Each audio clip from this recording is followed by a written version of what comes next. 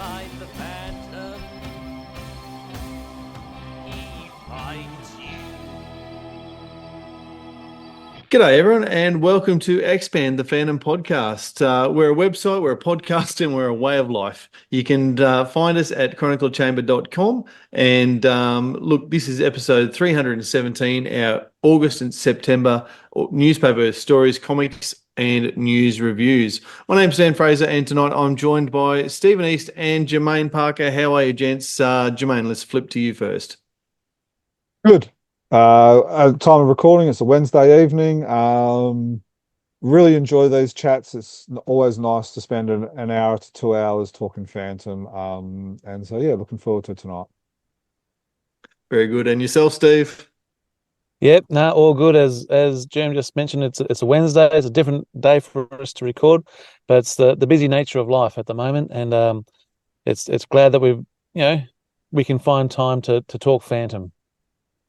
Absolutely. August and September have been very busy months. Well, certainly in my life, and I know both of you guys as well. But more importantly, in terms of the listeners, in the world of the Phantom as well. So we're playing a bit of catch up, but we're going to do our absolute best to try and bring people up to speed with what's going on in the podcast. We'll keep it as short as we can, but go in as much detail as we can as well. We don't want to skimp on quality or ignore news from around the world. And gee, there's been a lot going on. So without any further ado, let's get stuck straight into our look back at the daily and the Sunday progress over the last month, because at the end of the day, that's what so many people regard as law, and what is the core to the Phantom is what's going on in the daily and the Sunday. So daily 269, the Muckmen of Zumaridi River, is going on at the moment. And as you can see, if you're watching on YouTube, we're picking up from about the middle of August and looking at the last month or so of the daily. So, Steve, let's throw to you. What are you seeing in the Muckman story at the moment?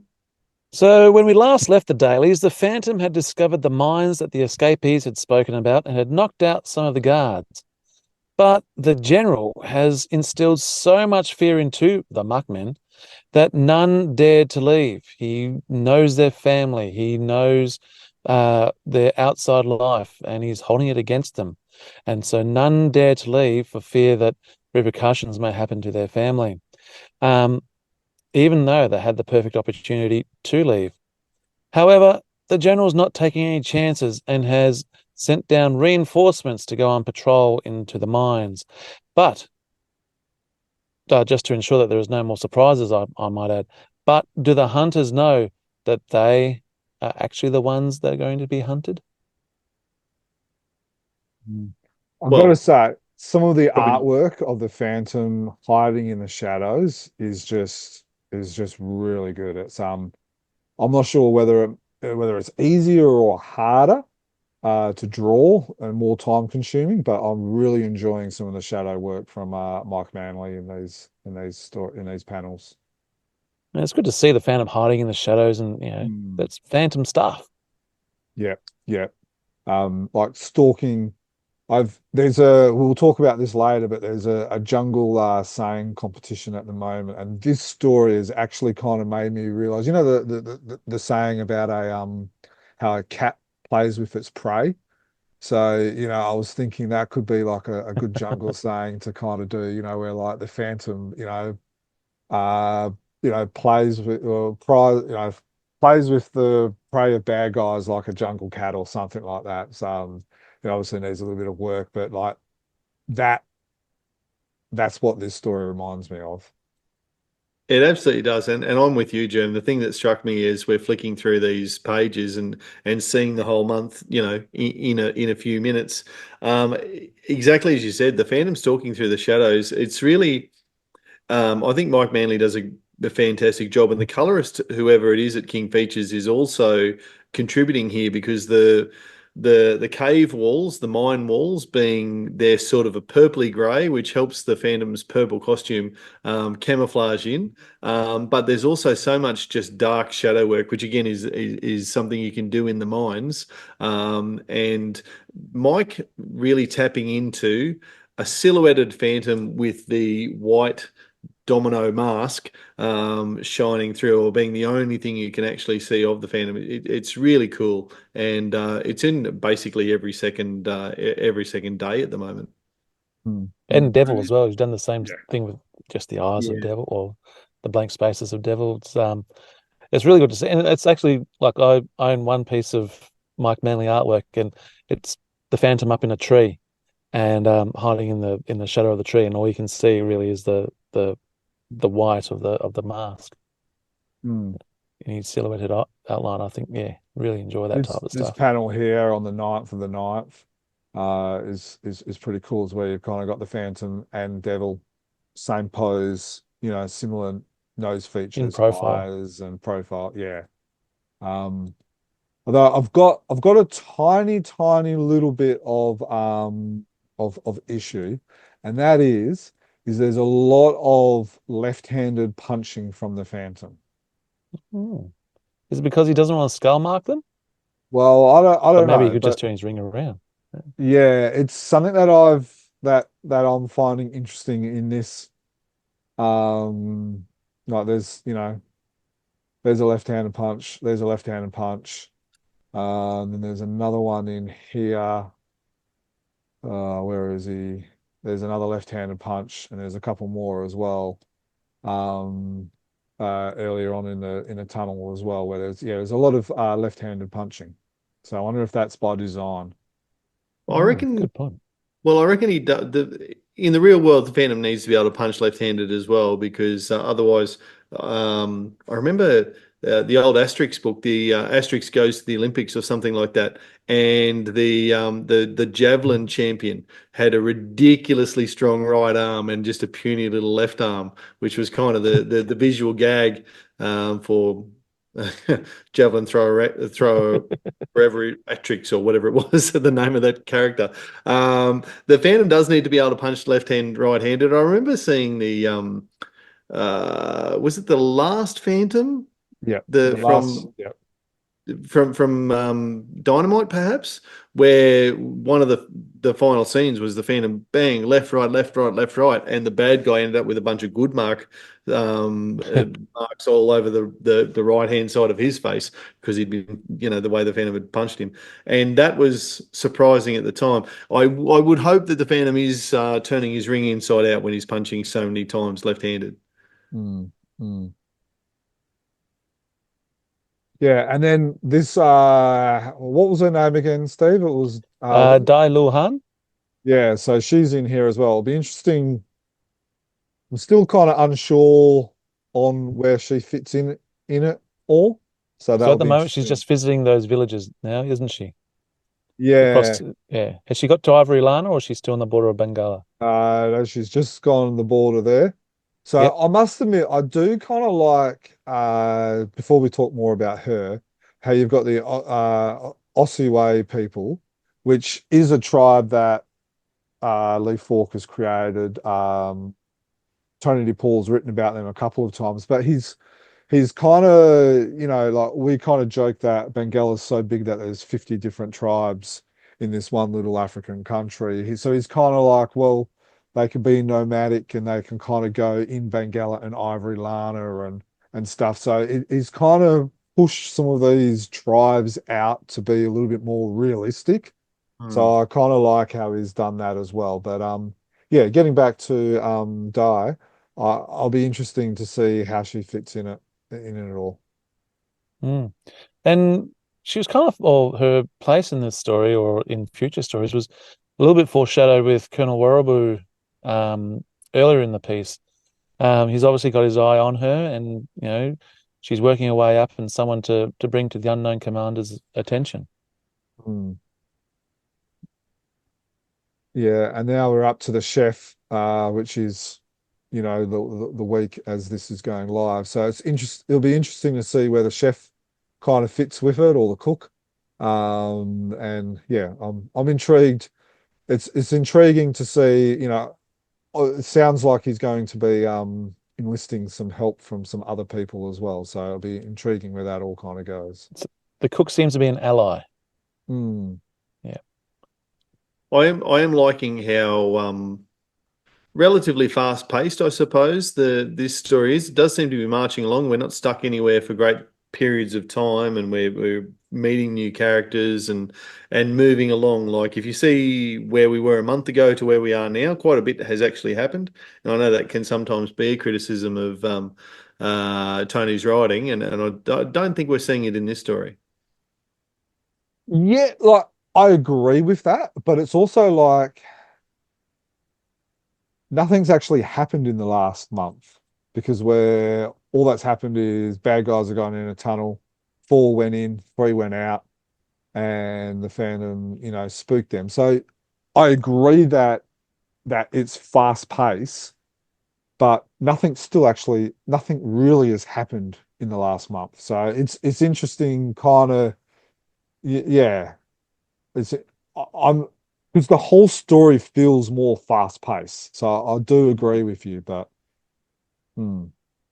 All right, so the Sunday story that we're going through currently is number 197, The Ungraved. And last time we were, this is the for those who came in late, this is the story of this mysterious World War II plane that the kids have stumbled across, and the Phantom's now trying to work out how these Nazis came to have landed in the middle of the jungle. What's gone on in the last month there, Steve?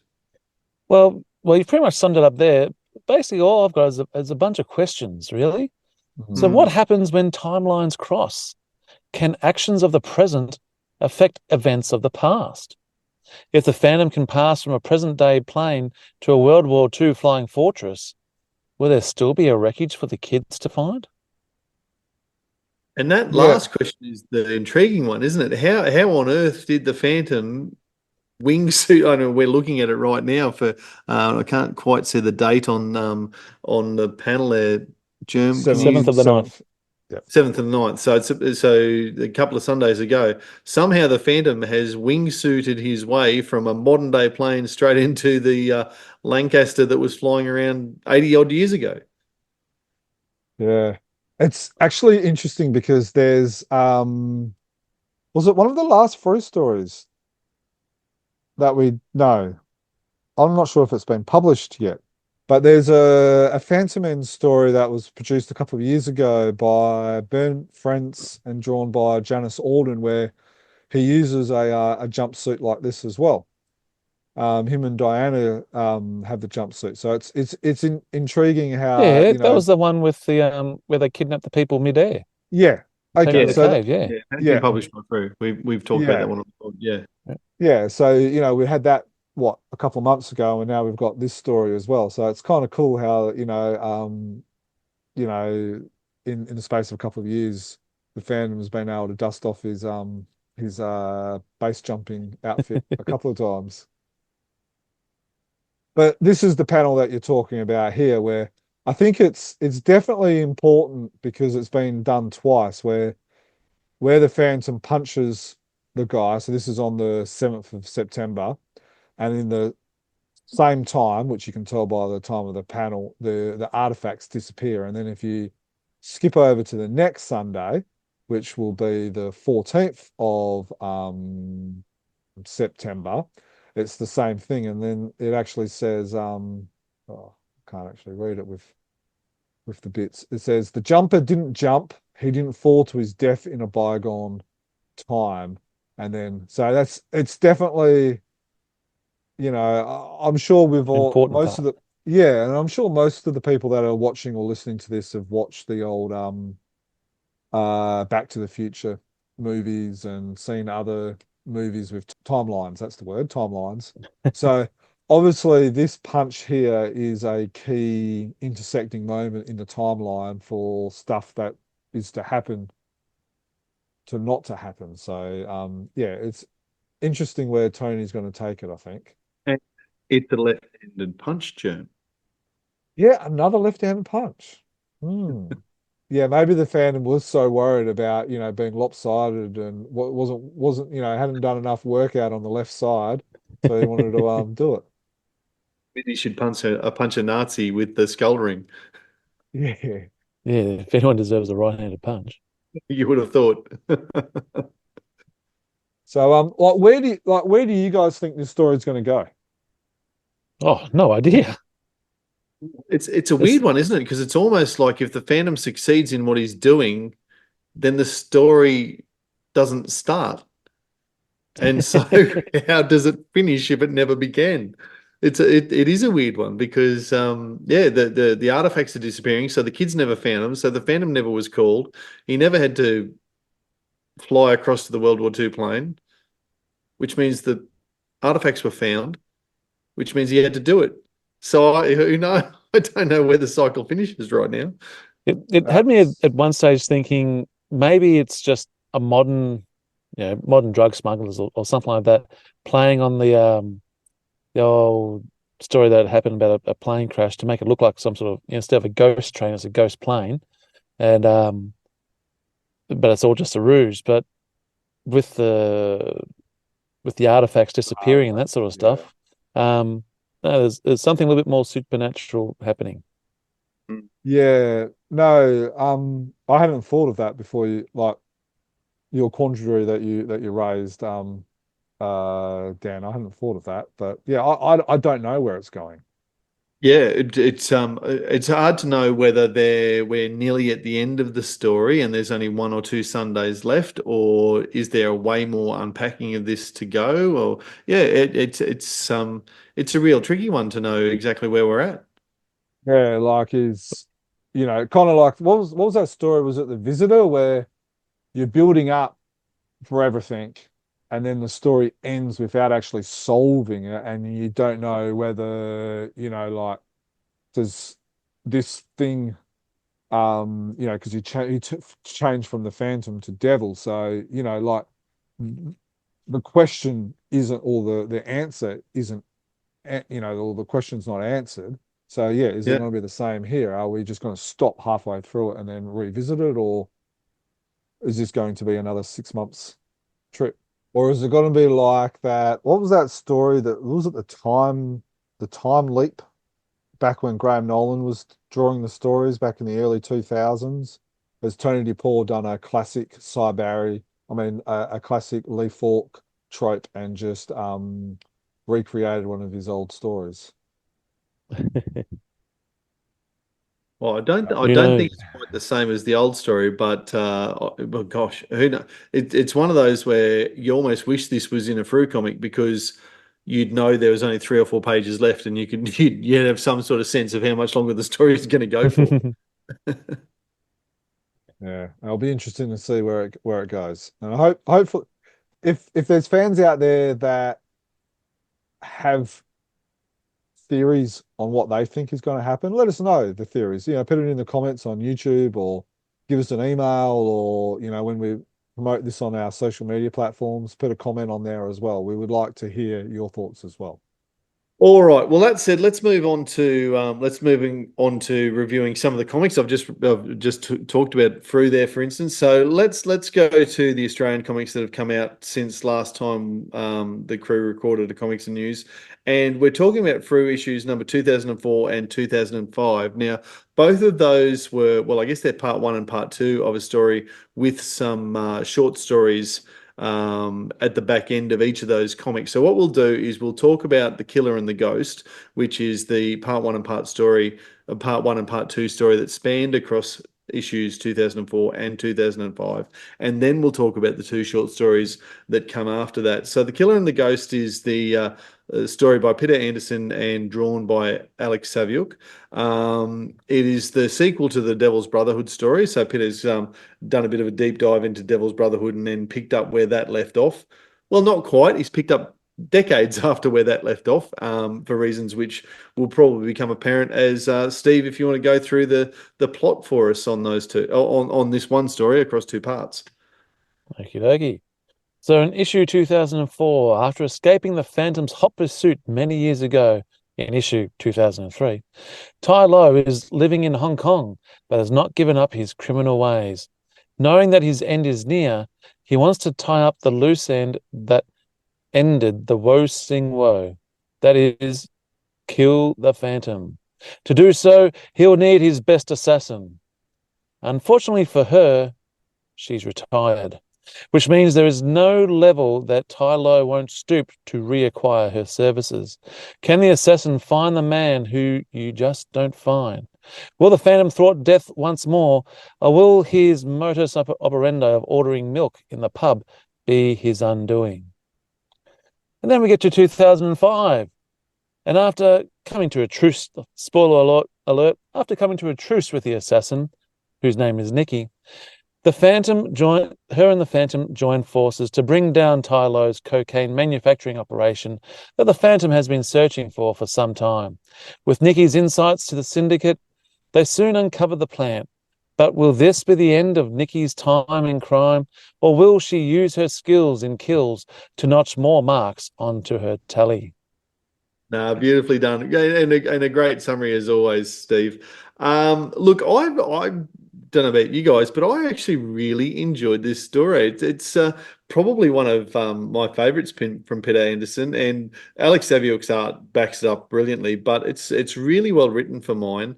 As far as sequels goes, it doesn't hinge so heavily on the original, the Devil's Brotherhood, that you get weighed down on it. It just sort of, catching up with the same crew decades later, as I said before, seems to work really well. And the whole story flows really well. It's got a fantastic climax between parts 1 and part 2. That splash page at the end of part 1, I think, is, really a really lasting image that Alex has really captured. I really enjoyed this story. It worked well. I do tend to agree with pretty much everything you said. And I love the old school Phantom elements, going to the pub, ordering milk, people, having a crack at him for ordering milk, having a big old bar fight. And it's through those little things that Nikki discovers, oh, this is actually the man I've been looking for. Yeah. You made mention of the bar fight. So this is on page 17, 18, kind of like 19, 20, like at the end, around there in issue 2004. So the guy is actually Pete Clares. This person here. So that's Pete has been drawn into another story. So Pistol Pete. Cameo appearance about 1642 for Pete Klaus. He's probably, he would be probably the most drawn fan. Yeah. Oh, And well deserved. I mean, there is that suspension of belief that you've got to take for these two who, she's looking for him, he's trying to work out who she is, and they happen to find themselves sitting next to each other at the bar. So there is that element, suspension of belief you've got to take for that moment to happen. But I actually think that it's handled well. It's a comic book, so these things can happen. And then I actually I think sometimes we've been a little bit critical of Pide's almost forced humor in the fandom. Sometimes I think it works really well across this story, and the dry one-liners and that Lee Falk type wit. I think it's really coming to the fore, and I really enjoyed the way that aspect of the Phantom's character was presented.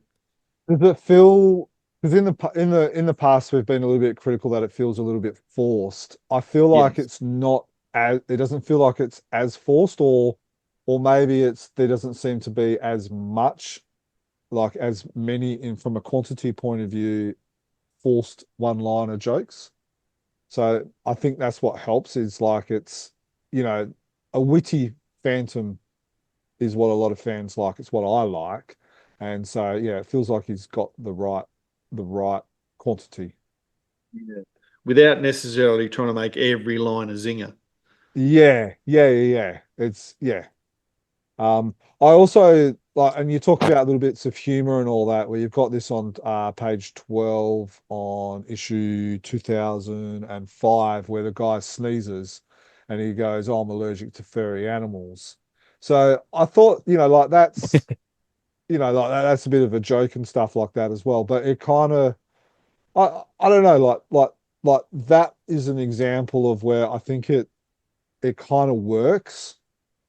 And I also feel like the story isn't forced to be a like a big epic 2 hour movie. It's And by the Like you same got you token, got popcorn movies. This is a popcorn read. yeah, yeah, but it's not so popcorn that it's been forced into only one issue. I think that having two parts to it has worked really well, and it's a really well-sized story. I think sort of in between that, you know, short 22 pager and the epic, it's really well paced, really well timed. yeah, very good point. I feel like in some stories they've and sometimes in some circumstances they can be too condensed where it feels like this has been paced at a more accurate or a happier medium. Hmm. I All also, right, sorry, one more thing before we round do for the want to Killer and the move on. Ghost. Just got one thing. I did like the bit about this kind of seems like a bit like a Oh yeah. slap in the face where the Phantom goes, "Oh yeah, I'll cover it," and he goes, "You know, you can't pay me with gems. I need money." And so that feels a bit like a slap in the face to that old trope of Lee Falk. And so I kind of did enjoy that where it's like, the Phantom's is a little bit out of touch of reality. So yeah. It But reminded me of the movie.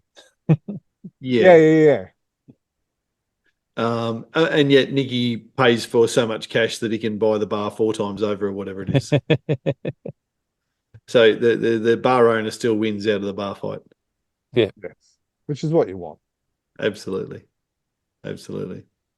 All right. So look, we'll come to the covers and the package of the story shortly of the two issues shortly. But I'm keen to get into the short stories as well because they're by two of unashamedly this podcast's favorite Australian contributors and creators, Paul Mason and Shane Foley. Let's start with the 2004 contribution from Paul Mason. I chop it down with the edge of my hand. The latest in the Phantom in Nam series.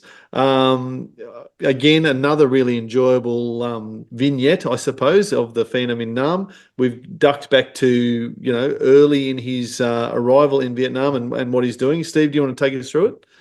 Yeah. So as you said, it's kind of as a sequel prequel, I guess, or prequel sequel. We've seen stuff that's happened later on in his journeys. We've seen stuff that's happened earlier on in his journey. So this is um he's now crossed the border. So since encountering the Khmer militia and crossing the border into Vietnam, the Phantom has been recuperating in a little hamlet near Pleiku. While while there, members of the Republic of Korea psychological warfare operations pay the hamlet a visit to drum up support in the fight against the communists. With a display of skills in the art of Taekwondo, the soldiers have the villagers in awe. However, their leader seems to have forgotten the foundations of Taekwondo, and unfortunately for him, the Phantom may have to give him some revision. What was your immediate takeaway from this one, Germ? Um, I liked the connection between all the pieces, not only with the Nam stories, but also the Julie Walker story. Yes. So that was probably because I do like things to be it's the OCD in me. Um, but yeah, it's a it feels like after the first couple of Nam stories, there was a lot of holes and a lot, well, not a lot of holes, but a lot of like question marks and a lot of like where does it fit and stuff. So it feels like the last couple of stories have kind of started filling in some of those holes a little bit. And so I feel like we're almost at the stage where we know the backstory now. We know how we've gotten to where we started off with this saga, which was, you've got the Phantom worn, torn, and tired. So it feels like we're almost back to that point. We've had all our flashbacks, so now we can kind of continue on with the story, if that makes sense. Yeah. So I'm It'll be intrigued to see how the ending is going to go. Yeah, it will be interesting to see how that happens because, I mean, Paul's been on the record, I think, of saying that he only expects there to be, a there is a finite number of NAM stories, and you're right. He is now going back and filling in gaps. And as I said, we've sort of jumped from scene to scene, and now we're going backwards to go forwards, and that sort of stuff. And I'm with you, Jim. I really liked the way that the Julie Walker character from the Fury stories has been is now woven into the Nam stories as well. It raises a question for me, if and when, and I hope that the Phantom in Narm stories are produced as a trade paperback. Would you like to see them in the order in which they've been published, or would you like to see them be rearranged so that they're in chronological order, the way the story might have unfolded? I think me and Steve discussed this in our last one, and I think at that time I suggested maybe it could be rearranged, but this month, maybe maybe I'm just but I think you would almost go as it's been published. Do you remember that conversation, Steve? I think so, because I'm thinking that you don't rearrange the publishing order. Yeah. We just do it. Yeah, sorry, you do it in publishing order, not in chronological order. I think as a story device that makes sense. It's drip feeding information to the reader, so they're not getting it all at once. It's keeping the reader in suspense. Both of you guys have mentioned about filling plot holes, figuring out what was going on, and now we're getting that information rather than it just being fed to you on a buffet or something. You can just, get it in Yeah. order. You're getting this is what the chef wants you to taste now, and then uh, that dish is finished, and here's what the chef would like you to taste second. And so you can just enjoy it the way, well, the chef, the creator, the storyteller wants you to hear that story. It's this might be a stretch, but it reminds me a little bit of Pulp Fiction, the Quentin Yeah. Tarantino movie. As soon Because as I started describing it like I just did, yeah, Pulp Fiction got into my head. absolutely. Because there are people who say, well, let's re-watch Pulp Fiction with the scenes in chronological order. It wouldn't be the same movie, would it? No, no way. There was a TV show, Kaleidoscope, I think it was. It was on Netflix here in Australia, released maybe 2, 3 years ago. It's kind of like that device where you look through and you move it and it Kaleidoscope. changes. Yeah. So it's a TV show where they've released it that there's so they've released episode 1 to 6 or something, but then they've actually done it so that even if it doesn't matter which order you watch the episodes in, you still kind of get the same story. So Mm. it's a bit of a quandary. I wasn't that fussed with it, so I just watched it as episode 1, 2, 3, 4, 5, 6. But I wonder if it could almost be a bit like that, where this you could read it in chronological order, or you could read it in publishing order, and I wonder if it will actually change the read. Yeah. Maybe you can have like a choose your own adventure comic book. That sounds like a lot of fun too. So, look, anyway, hopefully, when it does all come to a conclusion, Frew do the right thing by us and by themselves because they'd make money out of it, and put it all together as a trade paperback so that we can purchase that and maybe read in the order that we want to read it. Yeah. Now, I believe we've said this before, but I would like to see if Frew, if like I would like to see Frew actually go the whole hog and do it as a trade paperback, but do it all color.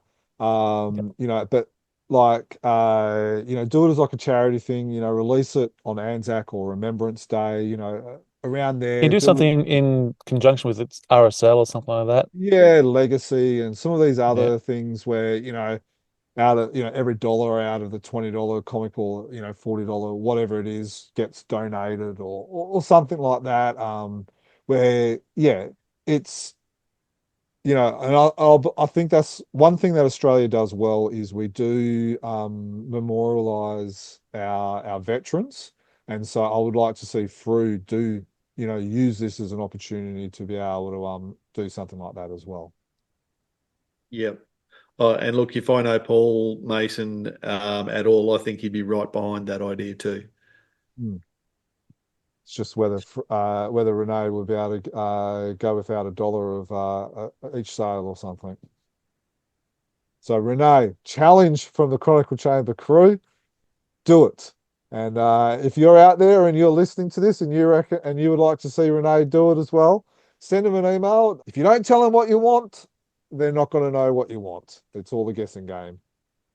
So look, the email you're looking for is reneewhite1601@gmail.com. So get in touch and let him know that that's what you want. Renee White, RENE, White1601@gmail.com, all one word. So there you go. Contact him if you would like to see Paul Mason's Vietnam stories collected in a trade paperback. All right, let's move on to the second story, the second short story that has appeared in these two episodes, and that's I'll be interested to hear what you guys say about this one. It's another dragon ? So another dragon. By Shane Foley, that's appeared in the back half of 2005, and it hinges on Steggy. Steggy's the dragon. Is there another one, Steve? Well, there might well be. The Phantom and Kipawa are exploring the northern side of the Great Swamp, searching for a particular creature, a dragon. Could Steggy have a relative hanging out in the swamp? The two explorers search deeper and deeper into the swamp. As they travel, they reminisce about what makes Bengala and the deep woods so unique. Will the Phantom and Kipawa find this mysterious creature? Or does the Great Swamp hold other secrets and surprises within its murky darkness? All right. So, Germ, I think we're seeing a bit of a trend from Shane that I think Shane likes Steggy. Steggy keeps appearing in Shane Foley's stories. What about you? Where do you sit with it? Now, I'm not a fan of Steggy. He's extinct for a reason. So we've had someone actually contact us about this story, and You shall remain nameless. yeah, so he's gonna remain nameless. And his point was, I felt like Foley's story was kind of pointless, like a dinosaur educational story. Though I did enjoy the artwork and use of heavy inks. But I think that's what I like about the story is that it is, quote, inverted commas, pointless. If that kind of makes sense. It is just and this is, I don't mean this in a negative way, Shane, when you're listening to this, but it is a simple popcorn yarny story. There's a little bit of intellecting with the swamp rats. There's a little bit of educational with the hairy rhino and some of these other type of stuff. It kind of allows, like, well, if this story is popular, maybe we could explore it, but if it falls flat on its face, if everyone else thinks it's pointless and doesn't like it, it's not harming anyone. But I think that's what I like about it, is that it is a pointless story, so to say. It is an interesting one because I understand the use of the word pointless in the sense that the whole 8 pages or whatever it is the Phantom and Kapawa going for a walk in the swamp and chatting and looking and not finding anything, but maybe there's something in the shadows, but maybe there's not. But as you say, it also ties in past Phantom stories, Lee Falk stories. I love how Shane always brings in references to his favorite and they're his favorites for good reason. So there's some of my favorites as well, like the swamp rats in this case. He explores the history and the concept of the Great Swamp, And there's lots of references to past Leaf Fork stories.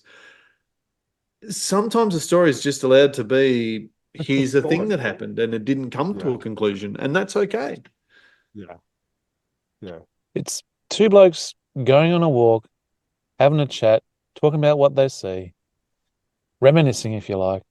And really, it's come out at a good time of year. I don't know about worldwide, but I think across Australia was Are You OK Day last week. And sometimes you just need to go for a walk with a mate and have a chat.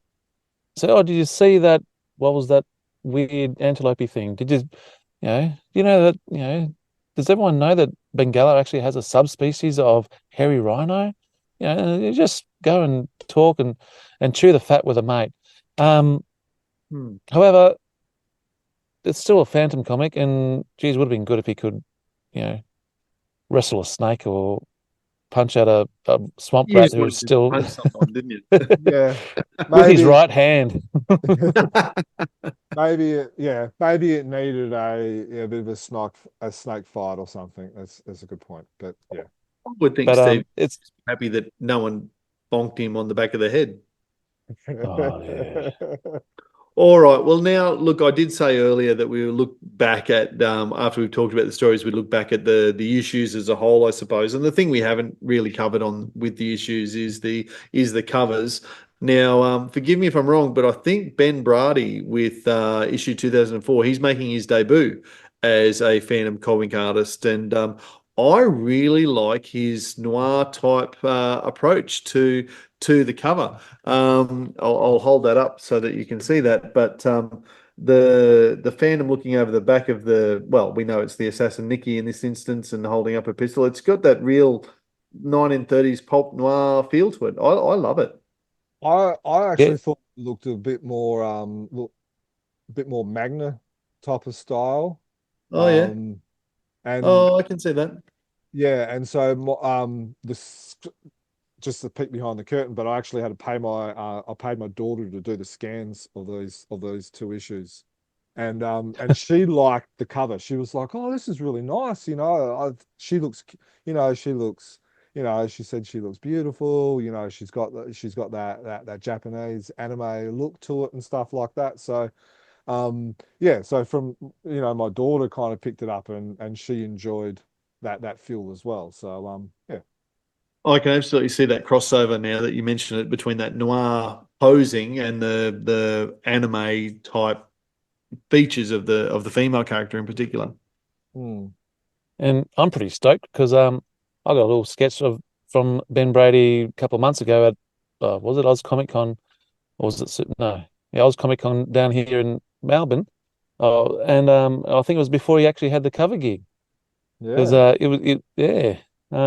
So I was pretty happy about that. I don't No, know if he'd actually gotten the work from Frew by that stage, and so he's whipped this up in the last couple of months or whatever it was. Maybe you discovered him, Stephen. It wasn't me that discovered him. That may have been another artist that who said may have put his Blame name it. forward to Frew. I did talk to Ben actually before we move on to the cover of 2005. He did paint this by hand, and there's if you're on YouTube, you'll see a time lapse video as we're talking at the moment.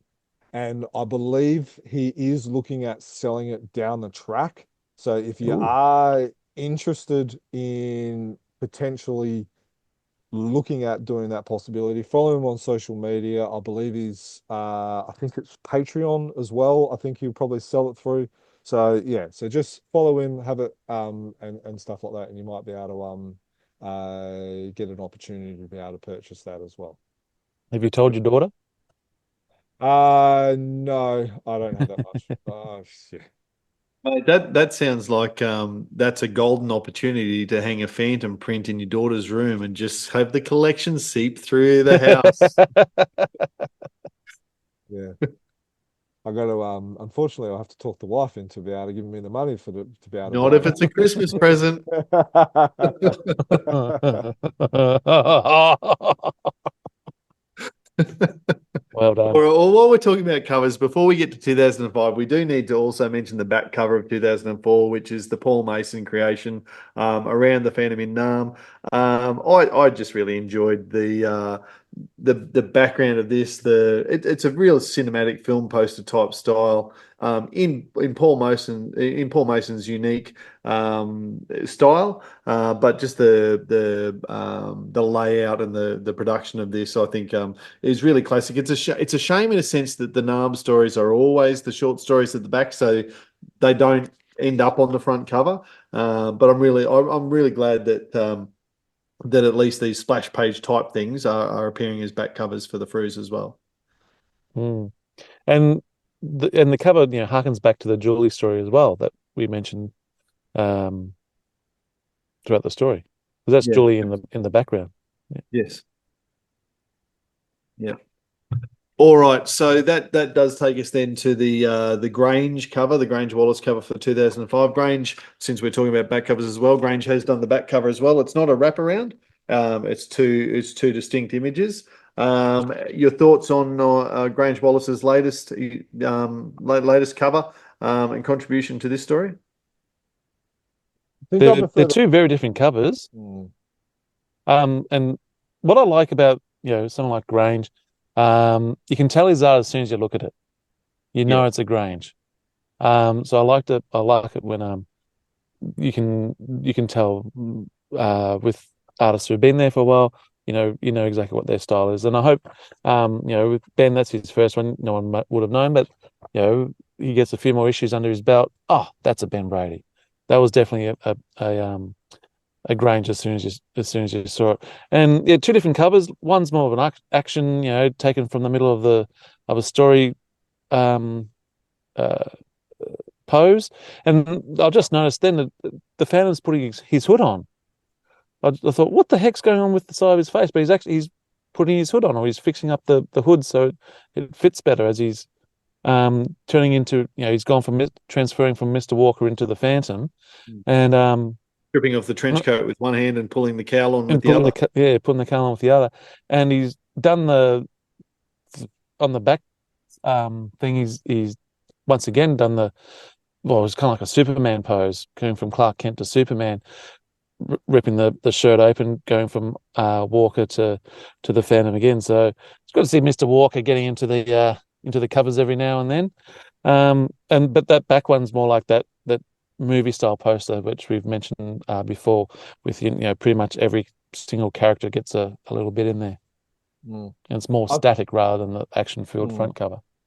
I think I prefer the back cover, but I do like the as you made mention of the changing from Kit Walker to the Phantom. I do like that transition between the two as well. I think that's quite clever how Grange has done that.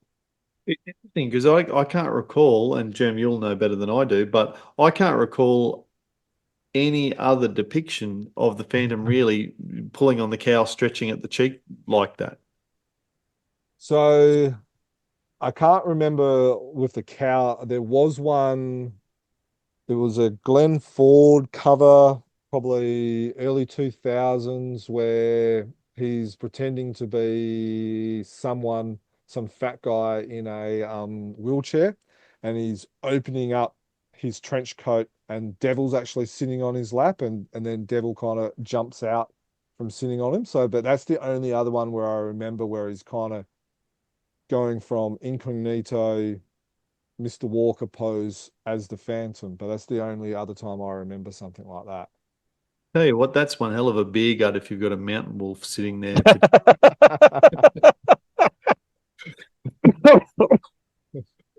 Oh, goodness.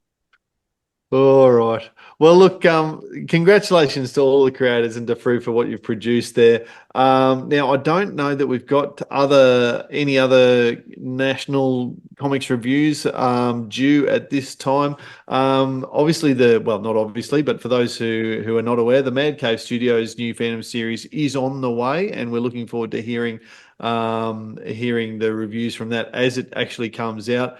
As always, if you are listening to this and you're from a country where Phantom comics are being produced and we're not talking about them, we'd love to hear from you. And whether you're from Norway, Sweden, France, Brazil, Germany, wherever it might be, where stories are coming out, if we're not talking about them, if you're not hearing reviews about them on this podcast, we'd love to amplify your voice and let everybody in the world know what's going on in your corner of it. So please get in touch, chroniclechamber@gmail.com, to let us know that you can perhaps record some stuff and send it through for the pod. Actually, All right, Dan, I've so heard that. Why are you there, mate? I heard that yeah, there's actually another country that the Phantom's going to be appearing in now. let's jump straight to that because that's breaking news just in the last 24 hours. Jerm, you're right across this, but Austria has suddenly jumped into the frame. Yeah, and you're saying Austria, i.e., the European country, and not Australia, the country that we're from. Apparently, there's a desk in the Austrian international airport where you can actually go to, because it happens that often, that if you accidentally booked a plane trip to Austria instead of Australia, that's where you go to kind of get back to Australia. So Will you be able to pick up a Phantom comic there now?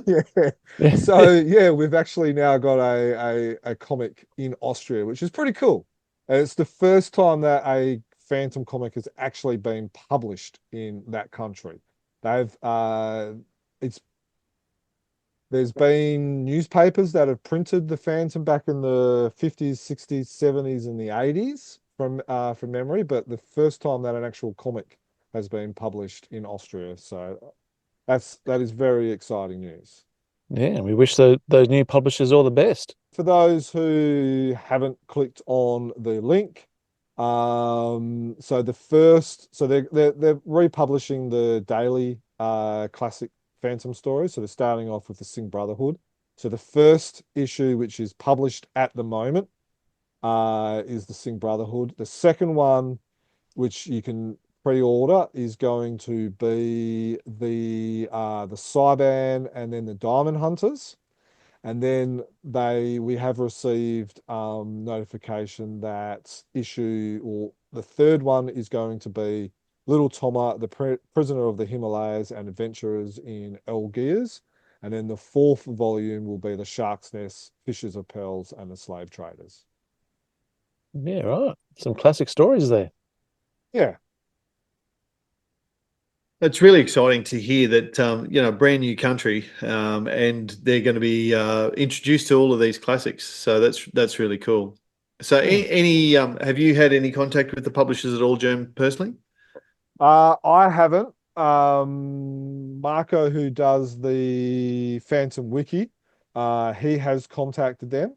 I do have one of the books brought, and so I will hopefully get a hold of that probably in the next month or so as well. But it's on the list of things to do to kind of contact them and stuff like that. But yeah, it's Christian, our German reviewer, broke that news. So well done on him, who's got his ear to the ground with all of the comics and stuff in the German or Germanic areas of Europe. So yeah. Excellent. That's fantastic news. All right. In terms of other news, look, we do need to touch base on the Phantom Census and where that's at. Now, all of the prizes that were drawn for the Phantom Census have been claimed and posted. So, congratulations to everyone who won one of the random draw prizes there. Would love to be able to say that the analysis and the results of that are about to be posted, but gee, the amount of information and intel, I probably didn't anticipate exactly how not overwhelming is the wrong word, but just how intensive, how much information was available from the census. And life being what it is, haven't quite been able to filter all that through and get that published just yet. But that certainly is the goal across the course of the rest of the year and before the end of 2025, certainly we'll be looking to get that made public. I'm starting to have a real appreciation for how the Australian Bureau of Statistics takes a period of time, and they've got full-time workers who that's their job to analyse the data. So anyway, what we can tell you is that King Features have been sent the raw data, and so anyone who had their opinions put into the census there, that has gone to King Features. Whether they've been able to break it down quicker and better than I have, I hope so. If not, that will be coming. So anyway, that's where that one's up to. But guys, you've been privy to the raw data, and you've seen, it's such a wealth of feedback that fans have given. Yeah, I'm looking forward to, I think you've written up some articles on, you started writing some articles, and we've Yeah. kind of gone through those and stuff like that as well. And that kind of summarizes it. So that's even the ones that you've done so far, it's very intriguing. There's some stuff in there that I wouldn't have guessed, but then there's some stuff that I did kind of assume beforehand, and then I've been kind of proven right with the selection of fans that we have interacted with the census. So I'm looking forward to reading all of the articles which goes into a deeper analysis of the data. So yeah, just be patient with us. There was over 400 people, and there was a lot of extended answers where people can write what they want. And some people, there might be 100 people saying the same thing, but they're saying it 80 or 90 different ways. So you have to try and kind of summarize, and the 90 people that are saying it different ways to try and go, okay, this is what they're actually saying. And so yeah, And I hope it's the right thing to do. I'd really like to, as you say, I've sort of broken it down. I've got a couple of articles ready to go. I'd really like to have the series ready to go so it can be released in relatively quick time, rather than, okay, I'll put this one out now and there's 2 months to the next. yeah. We'll see how it goes. No, I think that's right. And if we can get them all done and then release them, once a fortnight or once a week, whatever, I think it will be a lot better. Now, but if there's a publisher out there and you wouldn't mind seeing some of this raw data for, just contact us, and we can kind of go from there. All right, we mentioned King Features there. Now, King Features, there's a bit of an exciting news coming out of that part of the world, because they've actually released or published the logo that they plan on using for the Phantom's 90th birthday. And the fact that it's September, a full 5-6 months before the Phantom's actual 90th birthday, and we've seen the logo, means that King Features are thinking ahead about one of these anniversaries for a change. It was because we were talking about it, and then we are like, oh, we might, it's still early. Let's drop King Features and an email, let them know about what Phantom Men have done and Frew have done in the past, and Phantom Men have done this year with their 75th anniversary. And they replied, oh yeah, we've already done that. Here it is. Share it amongst the Phantom fans. And it was kind of like, oh, okay, this is, yeah, it was encouraging to see. Yeah, so it remains to be seen what else might come out of the 90th birthday, and what sort of other promotions or publicity that King Features might share with relation to that birthday. Do they? Well, I thought for a moment they might try and keep it secret so that nobody knew the copyright was nearly available. But it sounds like they are going to make something of a big deal out of it after all. I would like to see it on all products and comics released in 2026. Yeah, that would be cool. Is that something that like DC and Marvel would do if one of their major characters had a birthday year, and they just have that particular icon for that year? Yeah, for sure, for sure. And Phantom Men have done it this year with their 75th, which we said before as well. So I think it would just be nice, whether Saturday Morning Cards release another release, or there's Mad Cave has it on their comics, and Frew has it on their comics, and Phantom Man has it on their comics. It could be like, oh well, I want to get all the comics for that year. I just think it will, because of the logo, the anniversary. I think it will be nice. Yeah, cool. Good idea.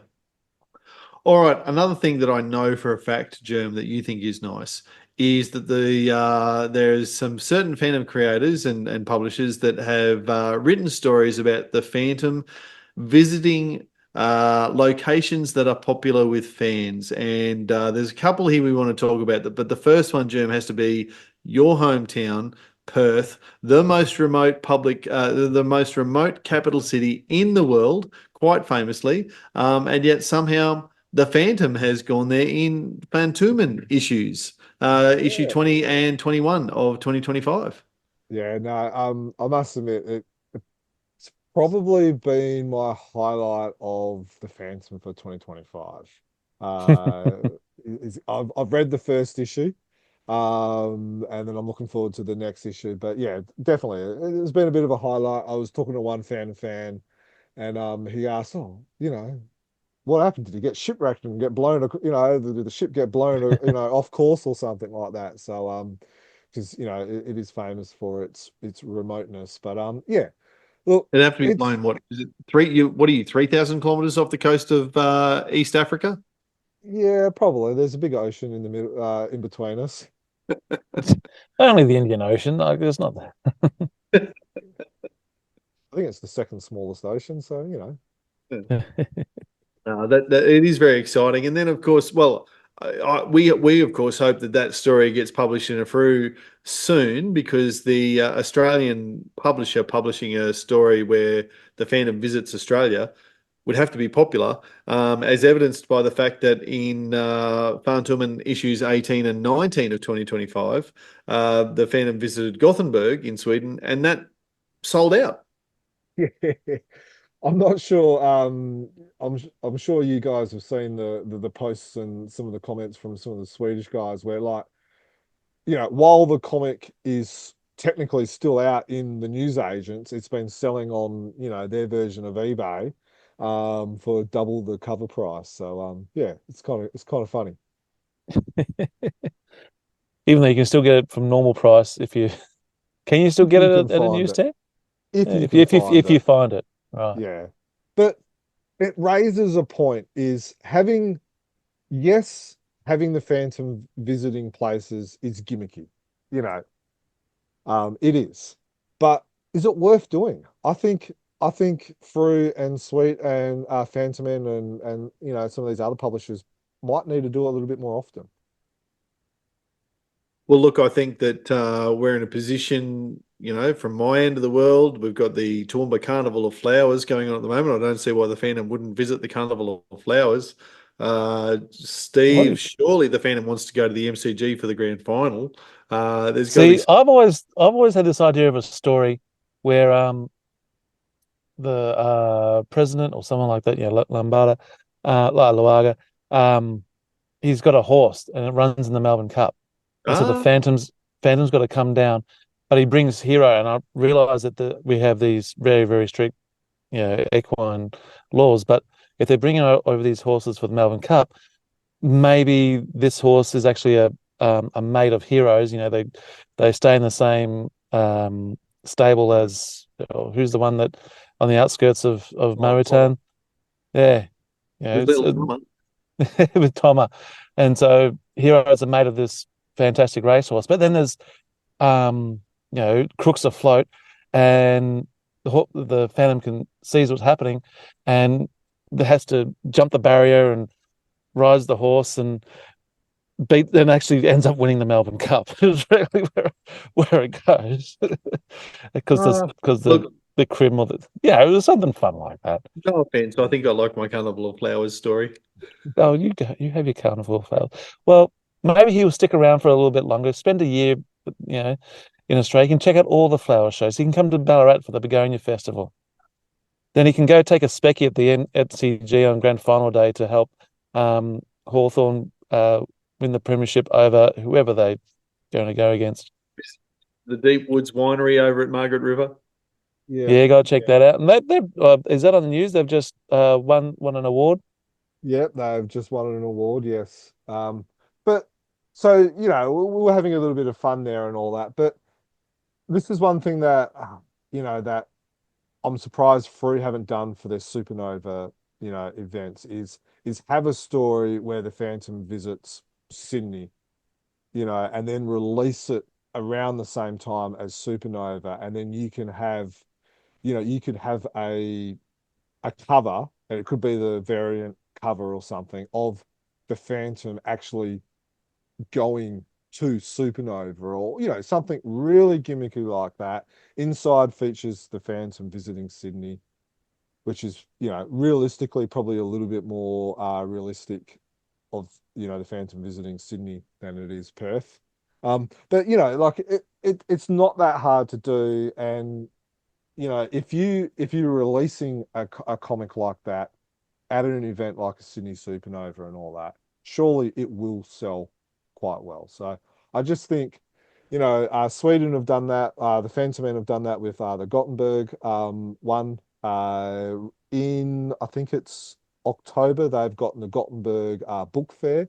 So it's going to be having there, and they're going to have some copies. Egmont are going to have some copies which they're going to be selling at the Gothenburg book fair. So them having a book fair in Gothenburg and then selling comics with Gothenburg locations, that they're going to be selling those because they're like, oh sweet, the Phantom's come here, I want to buy it. So I think it's time, maybe we see it a little bit more often.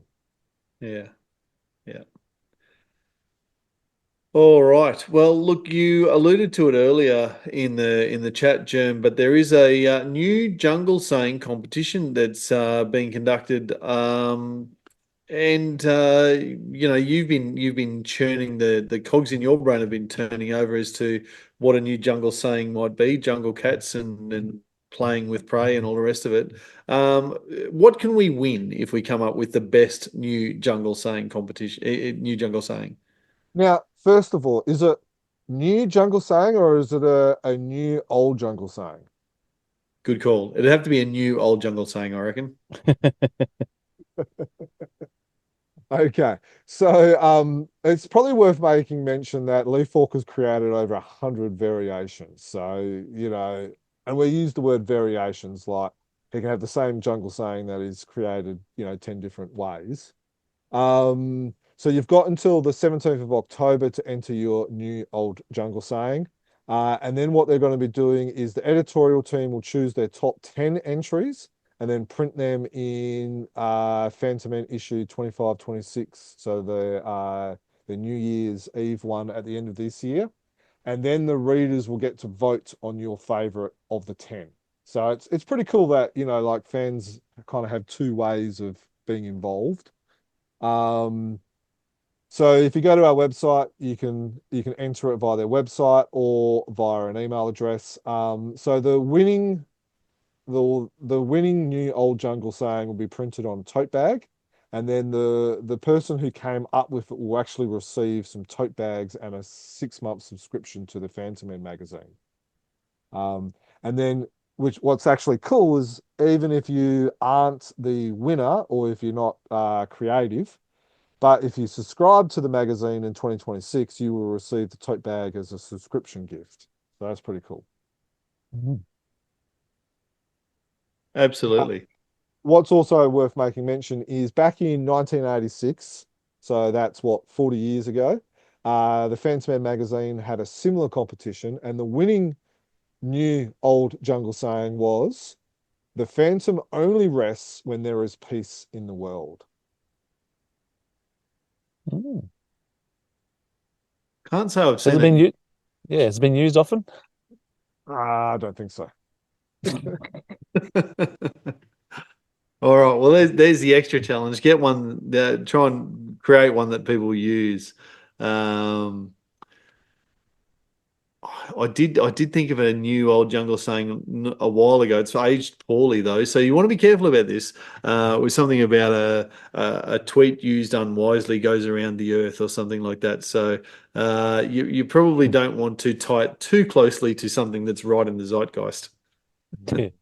So bystander number one is coming out very shortly, and I know a lot of people are excited about this one. The story is by Mike Bullock, who we know has absolutely got chops in terms of the Phantom writing.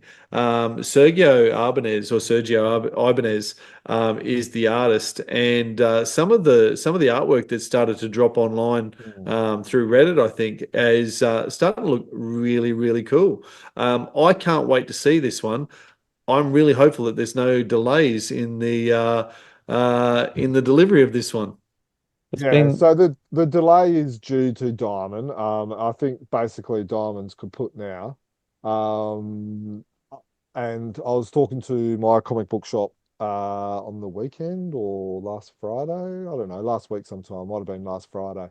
And he said that because of Moonstone's size and they are a small publisher, as you said, that basically they've just been forgotten about or just kicked to the side. And I believe they're trying to get distribution through Luna, I think is the new one, which I think Mad Cave use Luna.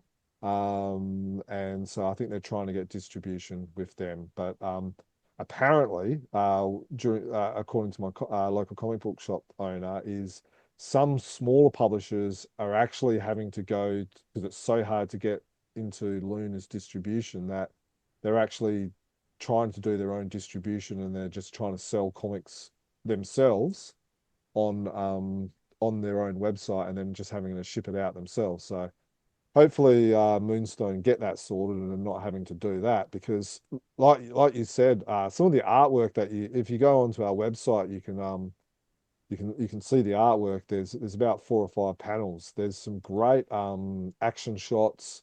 There's this one. I'll put it up if you're on YouTube. You'll see it on the screen where you've kind of got it's like a half page, and you've got the Phantom.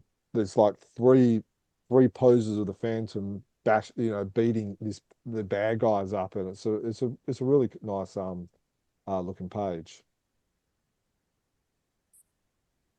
Yeah, it's a pity that the distribution and gee, if individual comic stores are trying to get it out, the costs are going to be astronomical. You really need someone to be able to bring it across in bulk and then share it around so that it doesn't cost us the earth. Because if it does, obviously economies of scale, fewer people are going to buy it.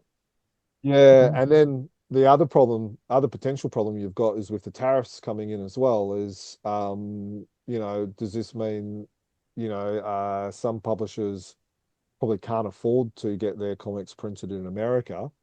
And are they going to be costed out with their new import costs if they get it, printed in China? And we're not going to get into a political argument or anything like that.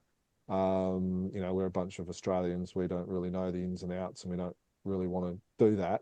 But it's going to be interesting to see. Hopefully Moonstone can actually get this comic out because I we're like the keen to look read of it. Sergio. Yeah, I like Sergio's art and Mike Bullock. I've liked pretty much all of his stories that he's created in the past. So yeah.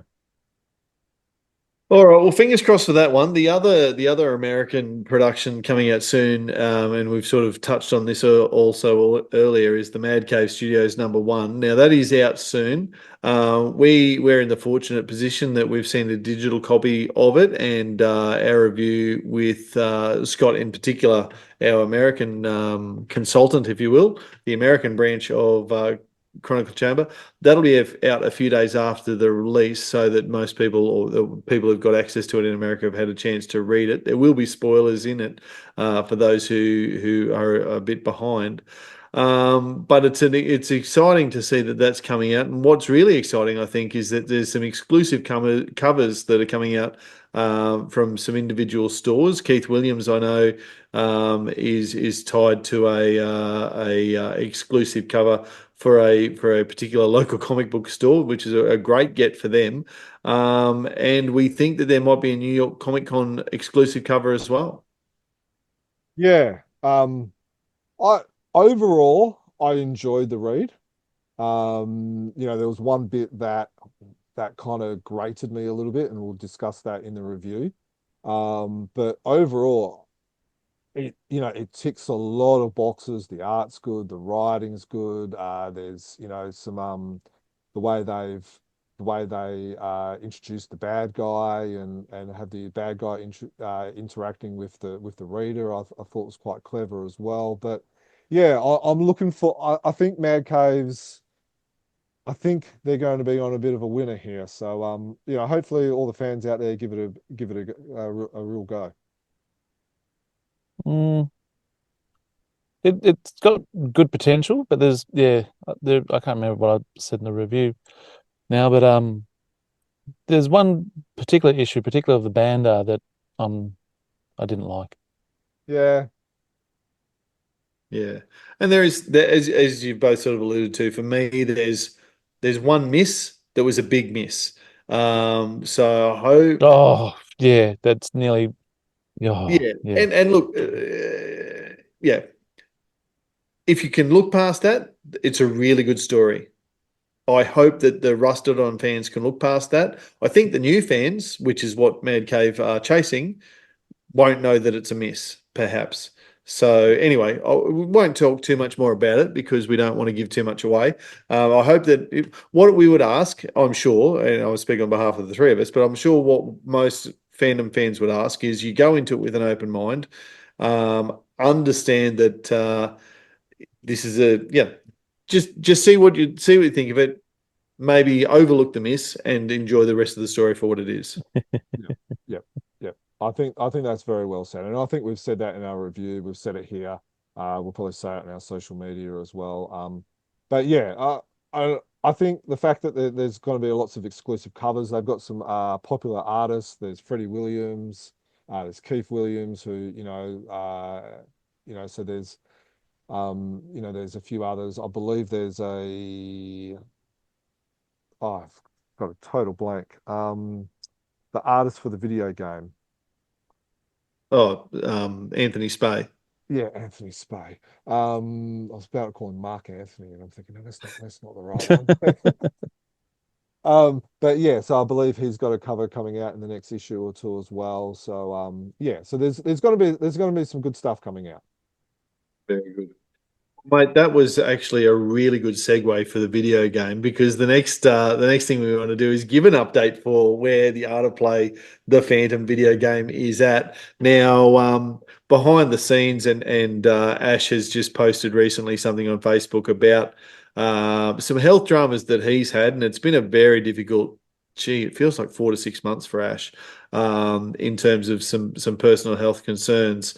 And when you're talking about an indie studio, an independent studio, it's so heavily reliant on the owner operator, if you like. There's been some setbacks there. He's also working with some difficult customers in terms of the way that Microsoft and the rest of them want to operate. So Art of Play, the Phantom game, is not exactly where he would have liked it to be, but he has provided some updates lately, and looks like things are finally starting to move in the right direction.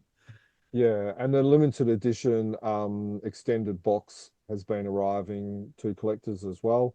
And I haven't seen any fan, even the most negative ones that I know, have had any negative comments about the limited run package. So I think that's good as well.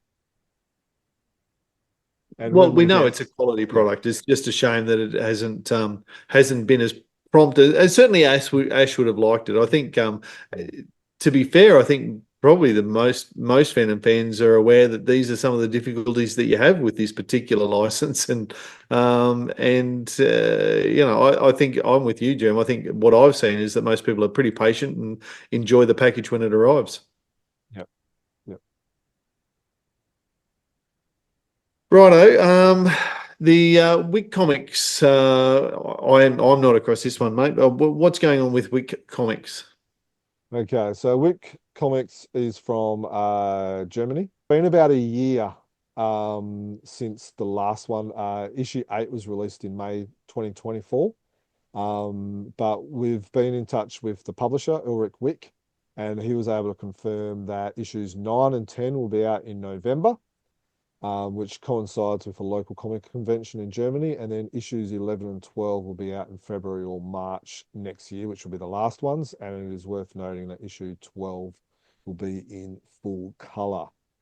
These are very popular comics. They've basically all been pre-ordered before they even come out.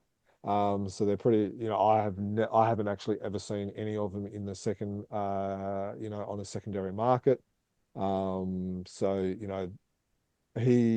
in speaking to Ulrich, he didn't expect them to sell this and be this popular. So, it'll be nice to see the completion of these. These are Bastei comics that were created back in the 80s. And some of these stories, there's probably about half of them or maybe a third of them were actually never, ever published before.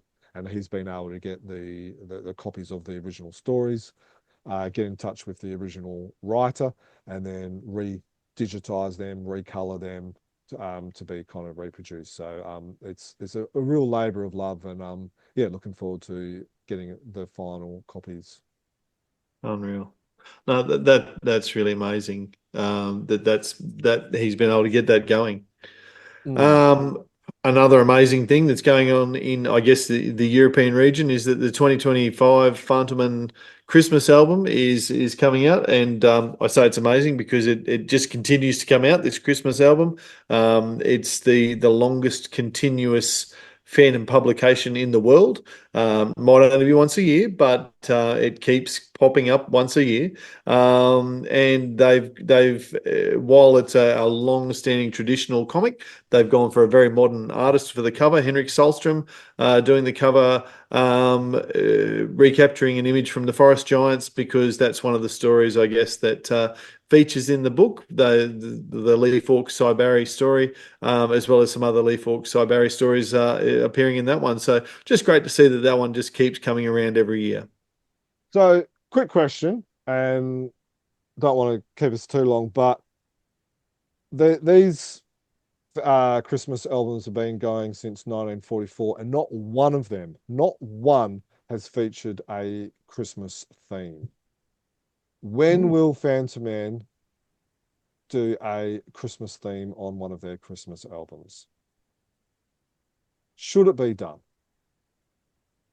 I don't think they will. I think they've got it. Like, I don't know. I've not ever celebrated Christmas in Scandinavia. That's clear. I don't know if it's as big a deal. Maybe it is. Maybe it's not. I feel like St. Nick came from that region of the world. But anyway, I think as far as the Christmas album goes, it's really more a time of the year rather than a season, if that makes any sense. So yeah, they haven't done it in 80 years. I don't see why they're going to start now. Now, Steve, I'm going to throw to you for this one, because this is I know that you're particularly keen on this essay, or this essay that Paul Mason has written. We've talked about Paul Mason. He's one of the artists or the creators of a Frew story we talked about earlier. But he's got an essay that's being published much more broadly called Masks, Southern Crosses, and Old Jungle Sayings. What can you fill us in about this one? Yeah, so this essay that Paul's written is going to appear in a publication called Folio, Essays on Australian Comics.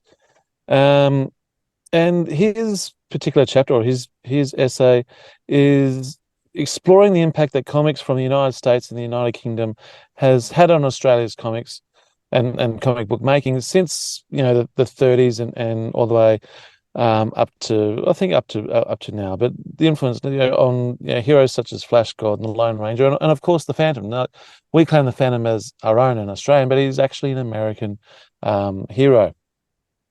And really, these stories had appeared or had been published without any real Australian identity or flavor. It was just the American story. Bang, here it is in Australia. Um, so he's looking at the how things have progressed since then and how the Australianness has been able to I hope I've read this right, has been able to come into these American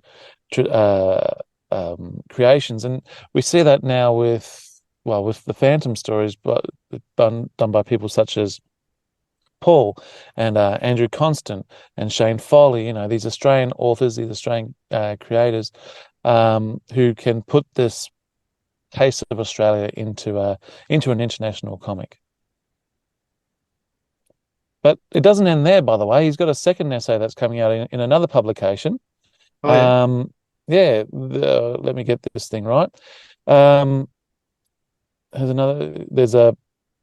so another follow about comics. This is called Battle Lines Drawn, War Comics since 1914. And of course, we've been talking about the Vietnam, Phantom in Vietnam comics. His chapter is called Anzacs and AUKUS, the impacts of war on Australian comics, and of course discusses the effects of war on Australian culture in general, but focusing on comics beginning in the early 90s.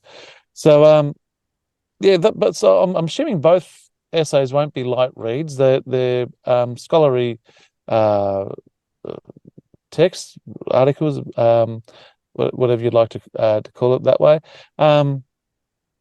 And the Phantom's no stranger to having that sort of writing done about him. We've had Kevin Patrick wrote the Phantom Unmasked. We've had Robert Aman. He's done books and numerous articles on the Phantom. So it's good to see the Phantom being discussed in these circles, I think, Mm. and comics in It's general, by the way.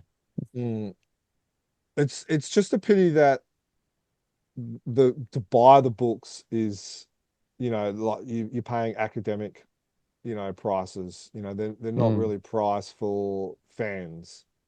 That's probably just the one negative I would say. I'm Because hoping that I'm actually planning on doing some more study very, very soon. So once I get my uni library card, I will then have access to articles such as this. sweet. So if so, then we can just we can get a copy off you then. Legally, I'm sure. Yeah, of Mm. course. So would if you with that becoming a student, does that mean is that just so you can get a digital copy, or does it mean like buying the book Oh no, it'll be completely? digital. I'll be looking for a digital. Provide a little bit of an update, and it's some sad news really about the Mm. Comics Review magazine. Now, Comics Review is something that we talk about. We probably don't talk about it enough, or we haven't talked about it enough on the podcast. To be fair, it comes up every year, certainly when we talk about our favorite covers and prominent issues around the world. But Comics Review has been coming out quarterly, I want to say, in America for quite a number of years, and it features Phantom stories and from time to time Phantom covers. And unfortunately, it's one of those publications that is very much a one-man band, if you like. And Rick Norwood, the man behind the band, has got some health concerns, and unfortunately, Comics Review magazine has shut up shop, and we've lost a publisher of the Phantom. It is sad. I've got maybe two-thirds of the ones that have featured the Phantom. I do have news that if you are trying to get a hold of back issues or recent issues, there is someone who, along with Rick, is going to be selling the back issues. But I'm not sure if they're going to be shipping outside of the US. So if you're in the US and you are after back issues, we'll update that article with how to contact that person. But yeah, it is sad. They do some great covers with Jeremy McPherson has done a lot of Yeah. covers. Ivan Pedersen, who is quite well known in the fandom universe, has done a fair bit of work with them. Guy Passant has done a couple of covers. There's been a few other Filming has done quite a few covers for him as well. So there is a fairly heavy Phantom influence in the last couple of years. Every issue has like a part, a couple of parts of the story, a fandom story in it. So yeah, it's sad to see that they're not going to be around any further. Yes, but I guess such is life. So Mm. anyway, moving on, a bit of an update from the Saturday Morning Cards universe. A new piece of apparel has dropped on their website, and that's the T-shirt, which features the punch image, if you like, from Eric Marshall. It's pretty reasonably priced at cover value, and in terms of being less than $50 Australian to purchase this t-shirt. The shipping will set you back, obviously. Yeah. But if you're an American purchaser, it would seem that that's reasonably priced to get that. So it's great to see that Daniel and the team over at Saturday Morning Cards have made that available to people via the website. And great to see that the cards are going around. Now, there's been a number of videos since last time we recorded of people who've received their cards and posting opening videos and reveal videos and that sort of thing. Of course, any of those that have featured the tagging of Chronicle Chamber or the tagging of Saturday Morning Cards on whatever social media platform you choose are still, I think, Joan, we've still got some prizes up for grabs for people Yeah. who are publishing those. Yeah. So thank you to the people who have shown their videos of those being pulled and the cards that you're receiving. And we hope that you enjoy the prizes that are coming your way as a result. Mm. So there are still a few of those left. So do make sure that if you are buying some Saturday morning cards, that when you open them, you film the result and post that so that something special can come your way.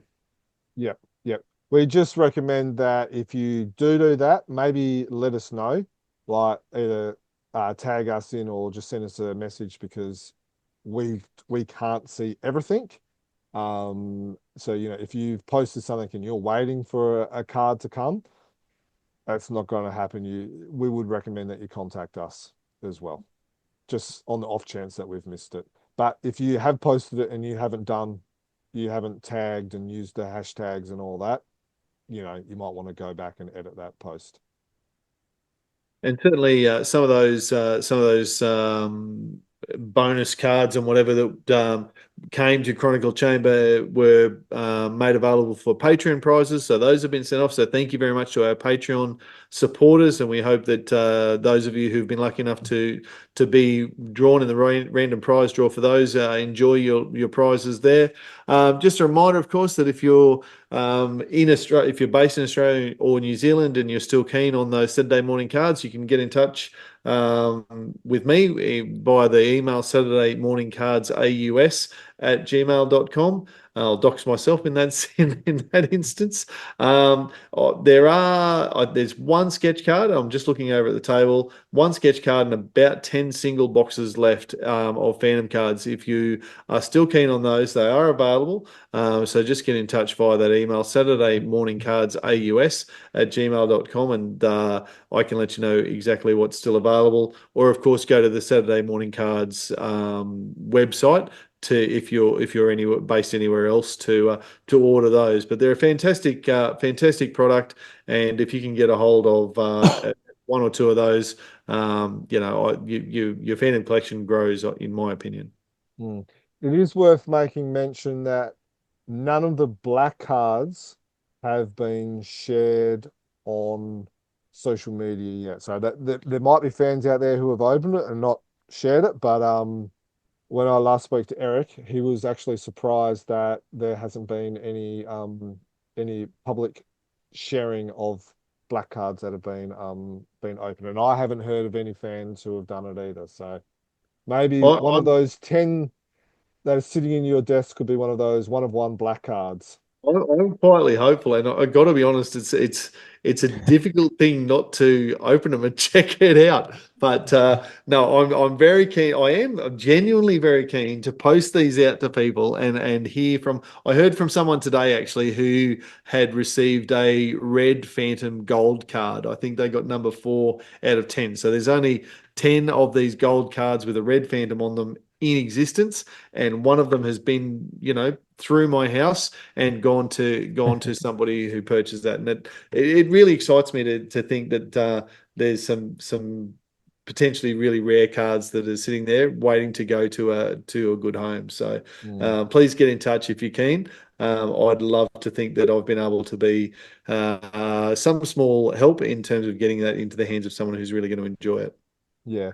It's worth making mention with the sketch cards, there's about 100 in existence. And what we've actually started doing as a team, we've created a sketch card page, and we've got about 60 of them up there at the moment. So again, check our show notes.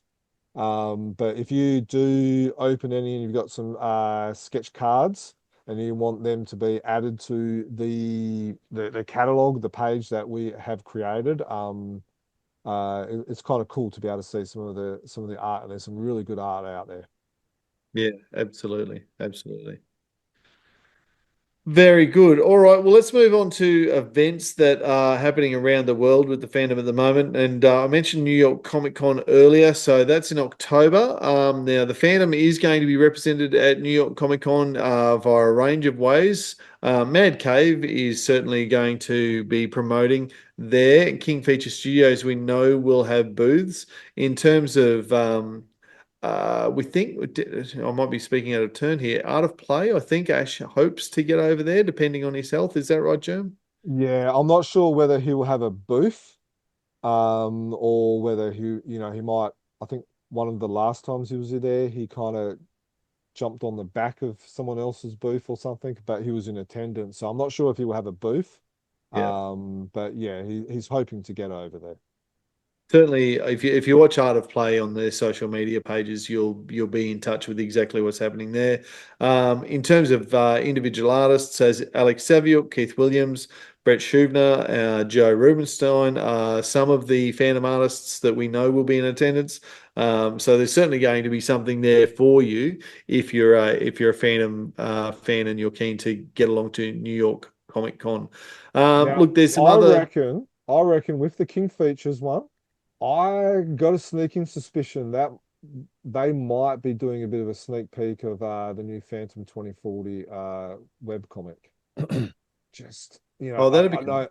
know nothing. I haven't been told this, but I reckon the Phantom 2040 comic might get a little bit of a sneak. And I reckon, as we said before, I reckon Mad Cave will have a New York Comic Con exclusive cover as well. So if And you're look, if lucky nothing enough and else, yeah, if nothing else, it's worth going up to the King Features booth and saying, "Hey, what images have you got for the 90th year?" yeah, Look, there's some Australian events as well. Of course, Supernova is going to be recommencing or building back up again in October, November in Brisbane, in Perth. There's a Brisbane Phantom Fans dinner as well. So if you're in that neck of the woods in November, reach out, chroniclechamber.com at gmail. What's our email address? chroniclechamber@gmail.com. And we can pass your details on to the organizer for that one. It was a pretty exclusive dinner last year. There are plans again this year in terms of a guest speaker, and it was a really nice event last year. So if you're keen, if you're in Brisbane, Australia, in November around the Supernova dates, then let us know, and we can pass that on as well. And I guess anyone who's listening to this, if you know of any other events that have got some sort of Phantom fingerprints on them, then please get in touch with us so that we can publicize that. Definitely. All right. Now we need to get to the outro before Steve falls completely asleep. We have had you pinned for the last 10 minutes on this YouTube, Steve, as you've nodded away. There was a So- time there, I think you threw to me. I thought, oh, what were you talking about? And that's why last time I threw to you, I used your name firmly and then spent a little bit of time telling you what I was about to ask you about. So you actually handled that really well. I don't think anyone would have noticed. But it is getting late. It is a Wednesday night. We've all been up for a long time this morning, and it's school or work tomorrow for us.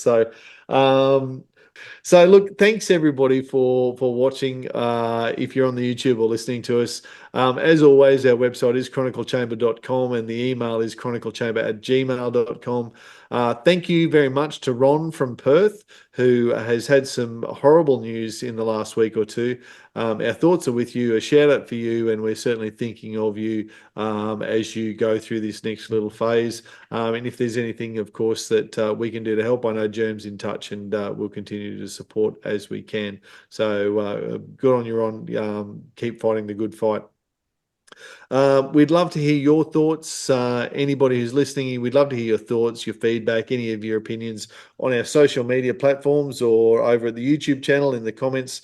Make sure you comment underneath. Germ is all across those things and he sees them as long as you tag us in it or whatever. And of course, as always, subscribe to us via YouTube or through your favorite podcast apps, including iTunes or Spotify or wherever else you're getting your podcast feed. So, look, thank you very much. We try always, as always, to keep these things under a couple of hours. I was hopeful tonight it might be 1 hour. It's probably closer to 2, but that's all good because as always, there's lots of fandom stuff to talk about, and we never get enough time to talk about it. It's so good to have had the chat with you tonight, gents. So, as always, thanks very much for paying attention. Keep an eye on the Jungle Drums for future news. And from the three of us here at Chronicle Chamber, happy fandoming. Happy fan.